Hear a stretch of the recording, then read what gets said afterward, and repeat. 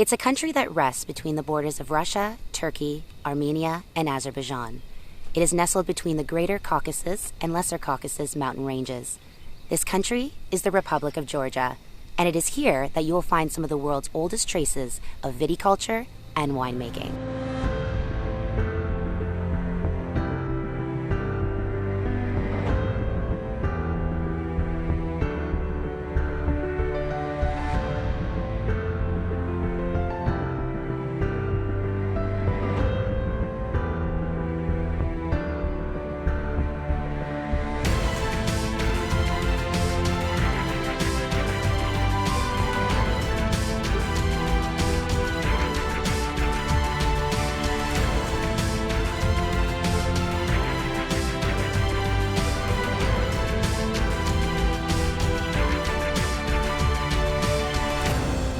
With its rich history lies what is said to be an archaeologist's paradise.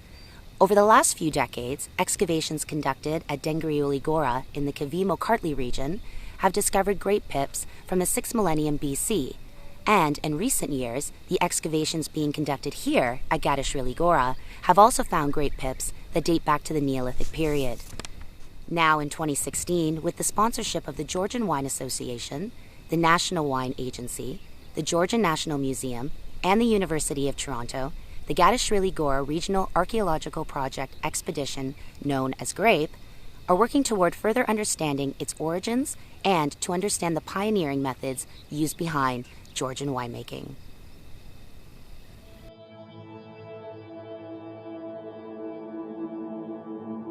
If we were to go back over 8,000 years ago, we would find ourselves in a world with vast lands undiscovered and some yet to be fully explored. The human endeavor towards establishing cities and civilizations was continuing to evolve, and our control over the environment growing at an ever-increasing pace. This period of human history is known as the Neolithic, or more commonly, the New Stone Age.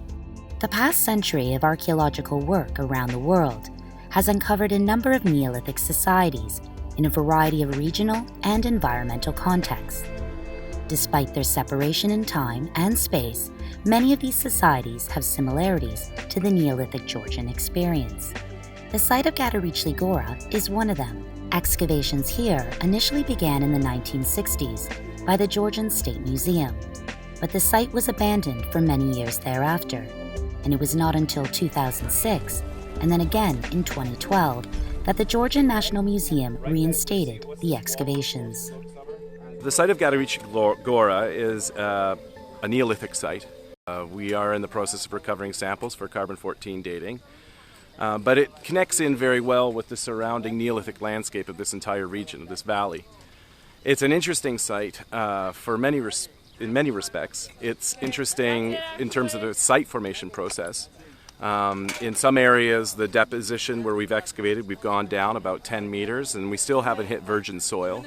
In other areas, there are upper levels preserved. It's essentially a two-phase site, but we're discovering through the process of our excavations that there potentially is a third phase that wasn't recovered or observed in the previous excavations or documented very well. And so we are working towards understanding the entire sequence of the site to get a broader picture of life here at this site during the Neolithic period. So Gadachrili Gora is a really interesting excavation. It is a Neolithic village. There's 2 levels of occupation with a really great level of preservation. So we have a wonderful site to work with to begin from. Now, because we are working with different national bodies, being the Georgian National Museum, as well as the National Wine Agency, we are looking at whether this Shulaveris culture is connected to wine production. So the work being done here is not only to always excavate the village in its entirety and collect as much information we can, is we're paying particular attention to looking for things like paleobotanical material, particularly grape seeds, residue analysis, and whether we can find a ceramic typology that relates to wine production.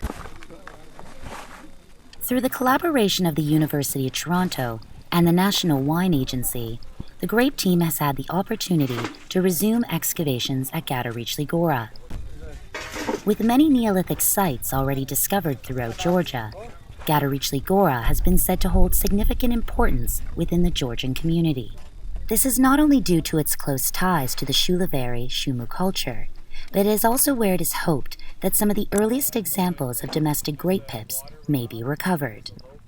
And for a country that already has a large and vast wine culture, this possibility is tempting, as it could bring us one step closer to confirming that the origins of wine and viticulture do in fact rest in the country of Georgia. For the region of Georgia, this site is unique in so much as that it is fairly well preserved. There are other sites nearby, one site, Shulaveris, that we're working on as well, that has just as good preservation. But our efforts here are to, unlike many other sites in Georgia, it's to expose a very broad horizontal picture of the various phases of this site and being able to connect use activities in the various domestic architectures. There are any number of round houses, predominantly round houses throughout the site. And with a horizontal exposure, we'll start to be able to understand the traffic flow patterns within the village. Perhaps through our paleobotanical analysis and our faunal analysis, understand a lot about their diet and what they were eating here and what they were producing agriculturally.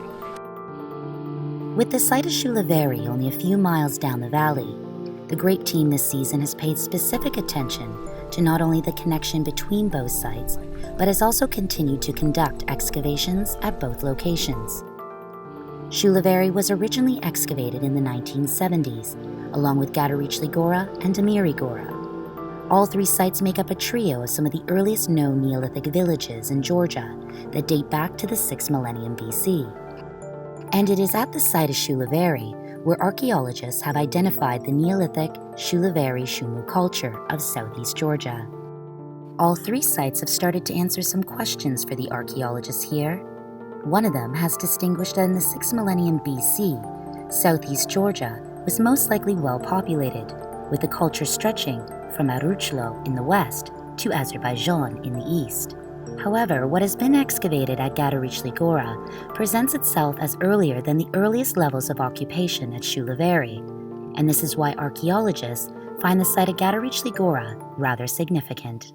It's an important dig for Georgia because it is a site that is very close to two other type sites of the Shulaveris culture. So it's helping us understand a wider culture that existed within Georgia. And I mean, the more information we have, the better we can understand that culture and its position in the South Caucasus.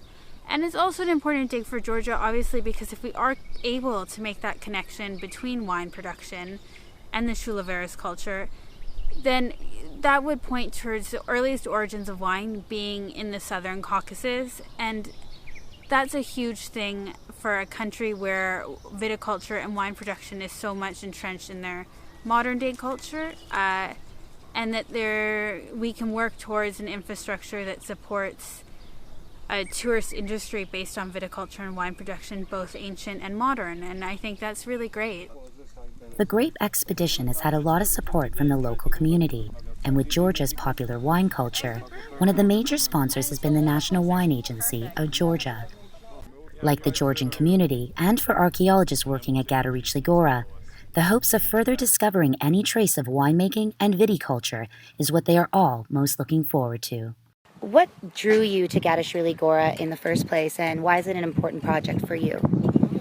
It's, as you know, National Wine Agency is the agency which is responsible for wine and grape cultivation, wine production in Georgia. That's why our responsibility is for selling of wine, promoting of Georgian wine, and also promoting of grape and wine culture of Georgia. That's why we are here. Is this site interesting for us as an initial point of viticulture winemaking of our country, not only our country, also South Caucasus and the old world. It's important to know when we started, how we did wine, how we continue to develop winemaking, and how we work now today. Georgian wine, they have raisins, roots here in Gadachrili Gora. This is a good message for the world market in which Georgia entered not a long time ago, and we hope that to make the results of the excavation and also the continuous history of viticulture winemaking in our country as a visit card of our wine on the world wine market. Well, viticulture and the production of wine, because its origins extend far back into remote antiquity for the people of Georgia, it is a big part of their daily lives. Every farmhouse will have its own small vineyard. Every person has some connectivity to the land, either through their families' villages. They may be living in Tbilisi, but they still have a family farm or cousins that will produce their own wine. Wine imbues their meals, it imbues their iconography. And this iconography we can see on the Neolithic pottery. And so we see the first traditions of representing the grape on the pottery and in some of their artifacts. And that we can trace this through time throughout the historical narratives in Georgia right up until the present day. And so because for their own self-perception, their own self-awareness, wine, understanding the origins of where that came from, allows the Georgian people to connect more with their cultural heritage and their past. And that's really our efforts here, is to give a firm underpinning as to the origins of that tradition in this region. So the question is, who are the archaeologists working here? And who is it that makes up the G.R.A.P.E team? For the 2016 season, it is professional archaeologists from both the University of Toronto and the National Museum that have taken students from Canada and Georgia as part of an experiential learning field school initiative. Here, students from a variety of academic backgrounds have been placed in Marneuli, Georgia for 6 weeks. During this time, they have had the opportunity to not only learn the ropes of archaeology, but also to test the waters and see if this is a profession they may want to pursue post-graduation. Well, I think field school is important for students on many levels. The first being that people think archaeology is just, trowel, pulling back on dirt, but it's not. The amount of interdisciplinary skills you need to be successful at field school is countless. You need mathematical skills, some artistic skills, geographical, geological knowledge. It really pulls from any kind of discipline possible. So I think that any student really in any discipline could benefit from a field school education because they get to work with existing skills but also build new ones. It's been like a really crazy learning experience, and the mornings are very early, but it's been really like eye-opening. I thought there was a lot less paperwork, but it's been incredible. Yeah, it's a lot of hard work, but it's a lot of fun too, so it kind of balances it out, and it makes you really passionate about what you're doing every day in the field. A lot of the process that students go through in terms of becoming an archaeologist is much akin, I describe it, as an apprenticeship. It begins with your undergraduate degree, and during the course of your undergraduate degree, if you want to make a decision to pursue archaeology at the graduate level as a profession, a field school like this is a perfect opportunity for students to be able to discover, is this for me? Archaeology isn't for everyone. It's long hours, it's hard work, you're living in close quarters, and many people aren't used to that kind of an environment. But that's a lot of what archaeological field work is. Recognize that archaeology is both field work, data collection, but it is also and mostly done behind a computer screen in the library doing research. I definitely think what I'll take away from this is, the hands-on is probably the most important aspect of it, right? We don't get this kind of experience at school, and it's definitely hard work, that's for sure as well, and you really get an idea of what archaeologists do day to day.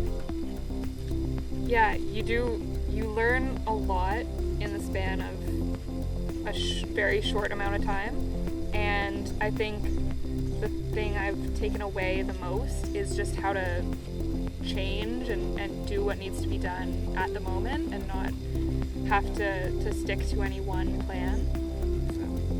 The true value of archaeology is for an undergraduate career, and I believe this very strongly, is that it is one of the true interdisciplinary programs where it brings in language, art, history, religion, philosophy, and the humanities, core humanities, but those are then intertwined with the hard sciences.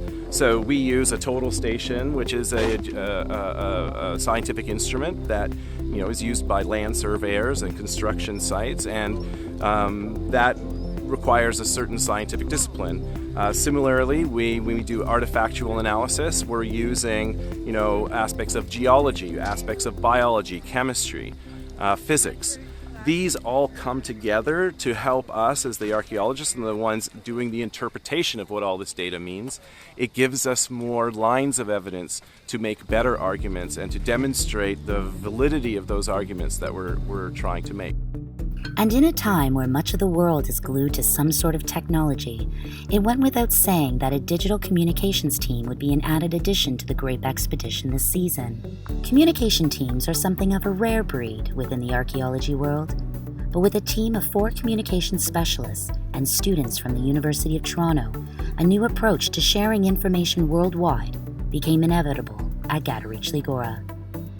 This included blogging, filming, along with on-site photography, conducting interviews, and on a day-to-day basis, keeping the world up to date throughout social media on the progress happening on the archaeological site.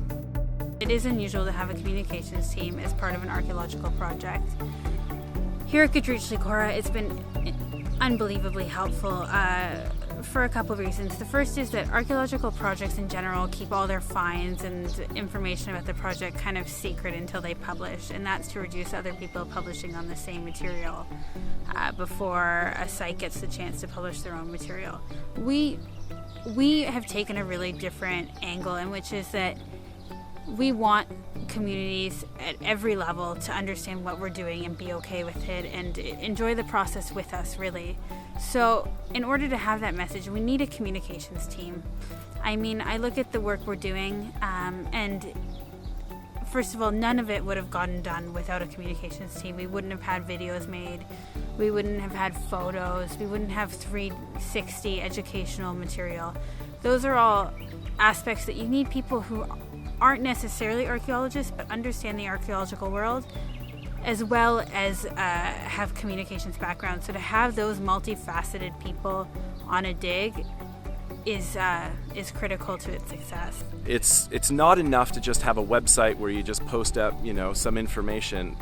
People are expecting, with the development of social media and the richness of the content on the internet today, people expect more structured communication, use of language that is more easily understood by lay people who may not be as intimate with the archaeological process, and that's not their fault. It's our responsibility to communicate with them. And the idea being is that the more communicative we are with our surrounding community, both locally, regionally, globally, the more people that would be interested in the work that we're doing, and then ultimately perhaps either participate, whether that be through financial contribution, whether that be going back to school and taking classes, or is simply like, hey, Georgia's a really cool place and I'd like to go visit there and do wine tours and so on. So there's many intersecting lines that the communication team is trying to get the message out.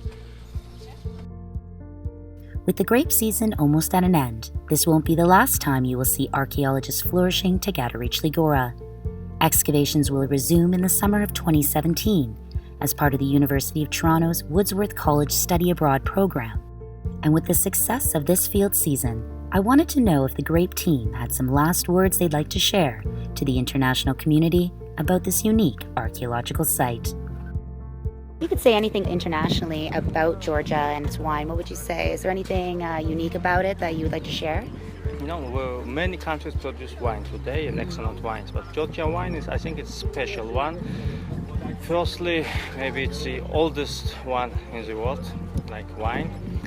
in Georgia we use our local traditional endemic varieties, which is unique for Georgia, which is adapted for each region of Georgia.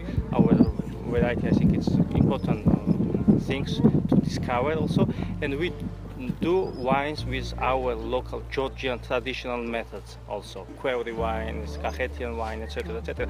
I think all wine enthusiasts or wine people should know Georgian wine and have to test minimum once one variety, Georgian variety. I would like to say to the international community, through the success of G.R.A.P.E and our community engagement initiatives, is that this is the way archaeology, this is the movement archaeology has to follow, is that public engagement is important and it's critical to a project's success, and it's not a box you can just check off, but you have to be dynamic about how you do it.